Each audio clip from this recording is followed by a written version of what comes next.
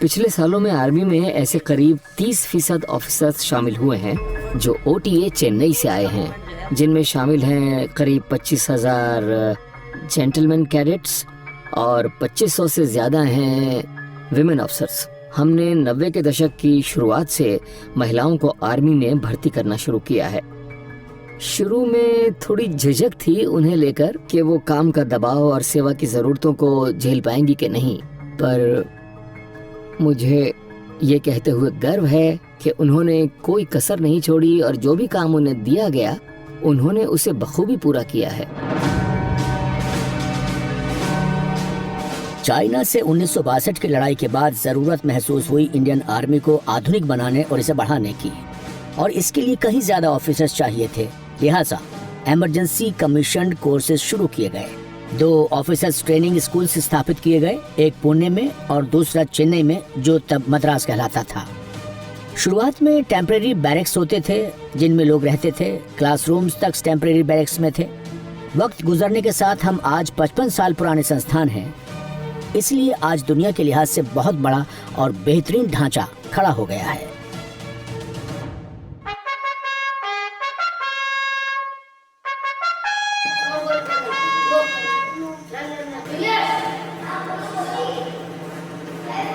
भोर का वक्त है।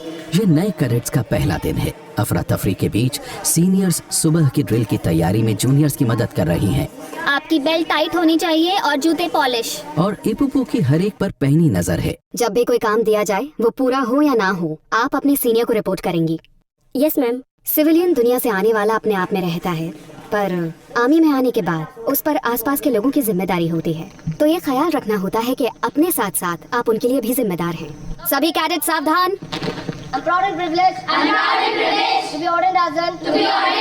सभी कैडेट्स को 2 बटालियन में और उसके बाद 6 हाउसेज या कंपनीज में बांटा जाता है। इनमें से जोजिला और फिलोरा लेडी कैडेट कंपनीज हैं।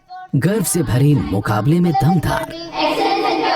जोजिला को जीतना बहुत मुश्किल है, क्योंकि जोजिला को मजबूत लेडी कैडेट्स के लिए जाना जाता है। दिमाग के साथ साथ शरीर से भी मजबूत। आपको हर चीज में परफेक्ट होना है। जय हिंद।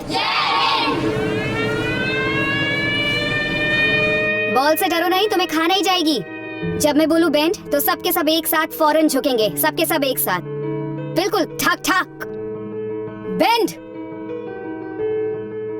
खड़े हो जाइए सब। ऐसे उठने को नहीं बोला है मैंने, उठने को बोला है। घंटे लगाओगे क्या उठने में? श्रुति, कोई चोट वगैरह लगी है तुम्हें? रगड़ा लगाऊं क्या तुम्हें? जोरदार। Yes ma'am. तुम रगड़ा तो छोड़ो, रगड़े का आर भी नहीं झेल पाओगी। शुरू करो। On front roll. पता है ना कैसे करते हैं? मैं करके दिखाऊं? करके दिखाओ जरा। यस। सर क्यों लगा रहे हो? क्योंकि तुम्हें डर लग रहा है कहीं चोट ना लग जाए। रोल करो इसके सहारे। देखो उसे, करके दिखाओ। देखा? जब ये रोल कर रही है, अपना सिर नीचे नहीं लगा रही है। शुरू करो पीठ के सहारे। यस, पहले से अच्छा था। उठो। देखो, ये सब तुम्हें इसीलिए सिखा रही हूँ क्योंकि कोई सीनियर, कोई ऑफिसर, लीडर होने से पहले मैं कोशिश करती हूँ कि पहले खुद एक अच्छी इंसान बनूं। तो अगर मैं अपने कोर्समेट्स को कुछ सिखा रही हूँ या किसी ग्रुप को, तो मैं पक्का करती हूँ कि उन लोगों को मैं अच्छे से जान पाऊँ। एपुपू मीना मैम मतलब वो डेमो टाइप हैं, हर चीज में अच्छी हैं वो।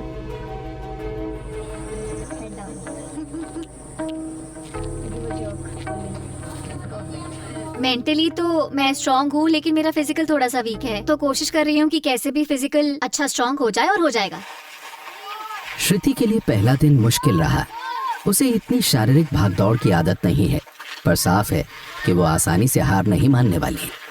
अकेडमी में आने के बाद हर किसी ने तो नहीं, पर बहुत सी होती हैं जिन्होंने अपनी जिंदगी में कोई फिजिकल एक्टिविटी नहीं की होती, इसलिए जिंदगी में ये पहला झटका होता है उनके लिए कि अच्छा ये सब भी करना होगा मुझे।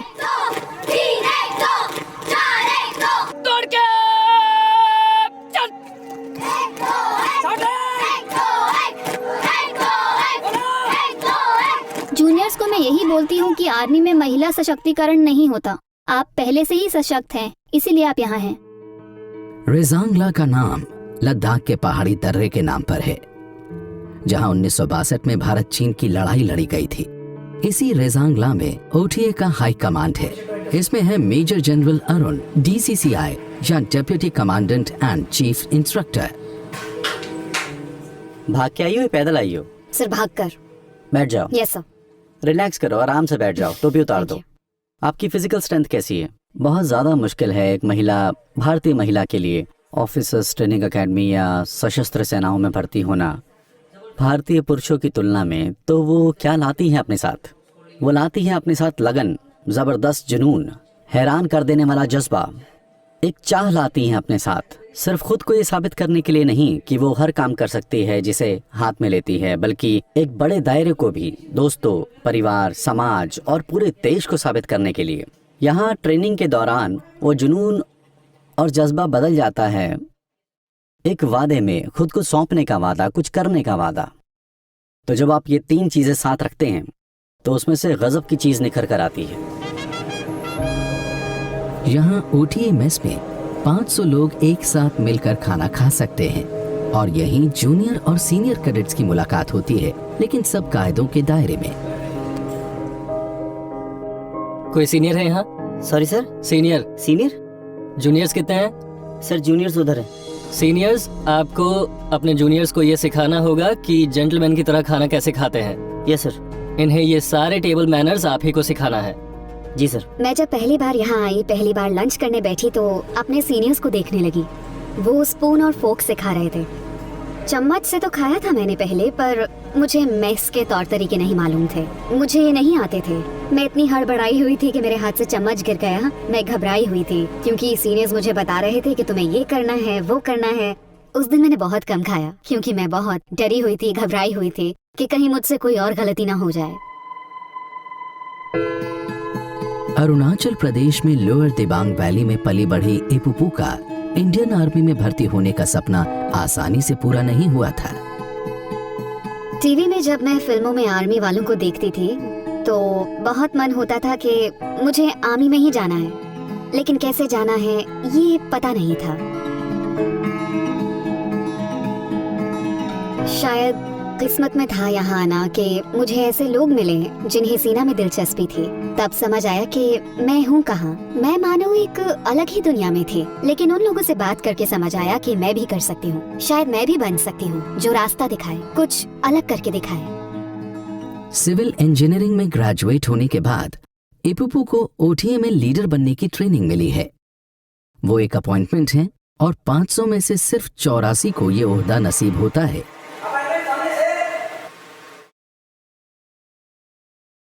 ले आइए। रोज सुबह अपॉइंटमेंट्स एकेडमी के एजुटेंट यानी प्रशासनिक मुखिया के दफ्तर में जाते हैं, वहां से आदेश लेते हैं और कैडेट्स के रोजाना के कामों का खाका बनाते हैं। अपॉइंटमेंट्स एक अहम पुल होते हैं ओटीए के प्रबंधन और कैडेट्स के बीच। बहुत ही ज्यादा मुश्किल लगता है सब। कभी कभी बहुत थक जाती हूँ, कभी कभी ऐसा लगता है कि खुद के लिए वक्त ही नहीं निकाल पा रही हूँ, लेकिन फिर ये एहसास होता है कि हम बाकियों से अलग हैं, तभी हम यहाँ पर हैं। तो खुद को साबित करने के लिए, अपना बेस्ट देने के लिए, हर काम अच्छे से करने के लिए मेहनत तो करनी पड़ेगी और उनसे ज्यादा। इनमें से कुछ अपॉइंटमेंट्स शानदार सोर्ड ऑफ ऑनर के हकदारों में से एक है, बेहतरीन होने की सबसे बड़ी पहचान। जाइए। जय हिंद।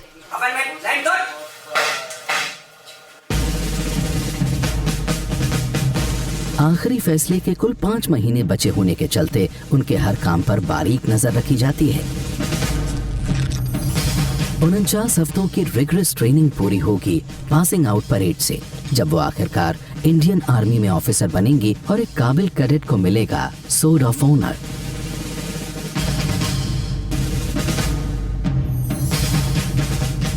– 2011 में लेडी कैडेट दिव्या अजीत पहली महिला थी जिन्हें ओटीए में इतिहास रचते हुए सोर्ड ऑफ ऑनर से नवाजा गया था।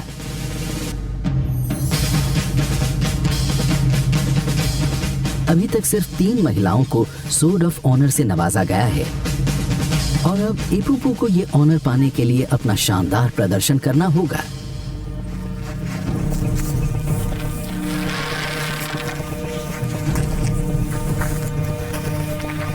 ट्रेनिंग बहुत कड़ी है, रोज के काम भी भागम भाग वाले हैं,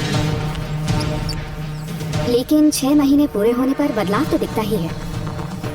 अपनी ज्यादातर कोर्समेट्स में बदलाव देखे हैं मैंने, वो कैसे आई थी और आज कैसी हैं। उनमें कितना कॉन्फिडेंस आ गया है। ट्रेनिंग पूरी होने पर मैं चाहती हूँ कि मैं एक बहुत अच्छी ऑफिसर बनूँ, बहुत काबिल ऑफिसर। ये ट्रेनिंग्स मुझे मेरी हदों से आगे जाने के लिए प्रेरित करती हैं, वो चीजें करने के लिए जो लोगों ने कभी सोची तक ना हो। मैं अपना बेस्ट देना चाहती हूँ। प्रशिक्षण के केंद्र में होते हैं 3 बुनियादी पहलू। एकदम सीधे गोली चलाना, शरीर में दमखम और मजबूती, और इन 2 खूबियों के साथ ही एक अच्छा लीडर बनना जो अपने साथियों को साथ लेकर चले। जब टारगेट एरिया में फायर करने की इजाजत हो तो रेडी की कार्रवाई की जाती है। करने का प्रशिक्षण के कुछ हफ्तों में नींद की कमी और थकान से भरी श्रुति आज पहली बार राइफल थाम रही हैं। राइफल को कॉक करें। 4.5 kg का होता है तो उसे एक हाथ से पकड़ना मुश्किल है, क्योंकि पहले कभी ऐसे उठाया नहीं होता है। नहीं, पहले कॉक करना, उसके बाद मैगजीन चलाना। फौजी होने पर सबसे पहले ध्यान आता है हथियार। जब यहाँ पहली बार आए तो हथियारों के बारे में कुछ भी नहीं पता था, पर अब यहाँ एकेडमी में आकर इतने सारे स्कॉपर्स, वेपन्स के इतने सारे लेसन्स लेने के बाद फायरिंग जोन में गोली चलाने के लिए जाते हैं तो जोश महसूस होता है। डिटेल लाइन पोजीशन, डिटेल खाली कर। राइफल में जब मैगजीन लगाकर उसे बंद करते हैं तब जो आवाज आती है, उस पल में आपको महसूस होता है कि कोई आपको हरा नहीं सकता, क्योंकि बस ट्रिगर दबाया और गोली चली। Single shot fire. रेंज में तो गोली हम निशाने पर चला रहे हैं, लेकिन मैदान में तो सामने दुश्मन या आतंकवादी वगैरह होगा, तब एक गोली एक दुश्मन। सामने figure 11 target. Single shot fire.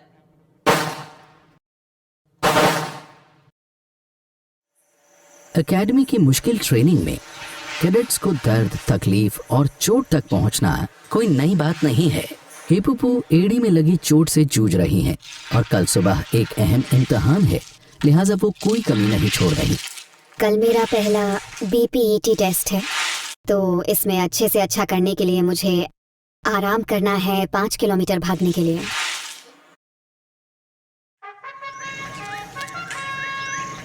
आज सुबह होगा बैटल फिजिकल एफिशिएंसी टेस्ट यानी BPET, जिसमें 5 किलोमीटर की दौड़, सपाट और खड़ी रोप क्लाइंब, 60 मीटर की तेज दौड़ और 6 फुट की खाई से कूदना होगा।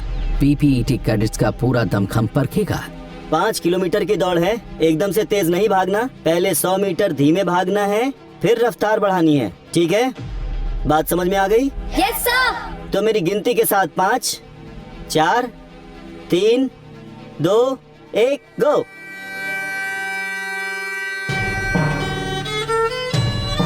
और वो निकल पड़ी, लेकिन चेन्नई की जबरदस्त उमस दौड़ को मुश्किल बना देती है, बेहद मजबूत कैडेट्स के लिए भी। हिपुपू के लिए दौड़ते रहना मुश्किल हो गया। अरे आ जाओ, तुम लोग क्या वॉकिंग करते हुए आ रहे हो? आ जाओ, जल्दी आओ। लगा जैसे BPET कुछ ज्यादा ही हो गया हिपुपू के लिए।